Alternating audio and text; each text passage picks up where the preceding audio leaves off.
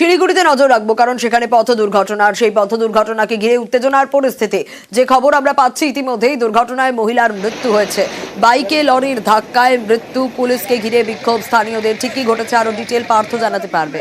পার্থ, কি অবস্থা?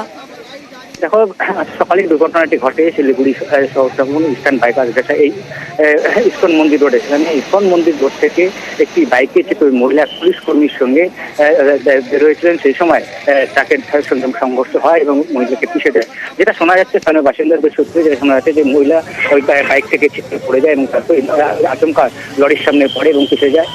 তাকে পিছিয়ে দিয়ে চলে যায় লরি এবং ঘটনাস্থলে তার মৃত্যু হয়। এরপরে কিন্তু উত্তেজিত জনতা বিক্ষোভ দেখা তেমন না। ঘটনার পর থেকে দুর্ঘটনা ঘটার পর থেকে যে পুলিশ কর্মী বাইকের পিছনে এই মহিলা ছিলেন, সেই পুলিশ কর্মী কিন্তু সেখান থেকে পালিয়ে যায়। কোথায় পালিয়ে গেল, কেনই বা পালিয়ে গেল, এসব নিয়ে কিন্তু প্রশ্ন তুলেছেন স্থানীয় 44 নম্বর ওয়ার্ডের তৃণমূল কাউন্সিলর মুন্ডা প্রসাদ, এবং তিনি গোটা বিষয় নিয়ে পুলিশ আধিকারিকদের সঙ্গে কথা বলবেন।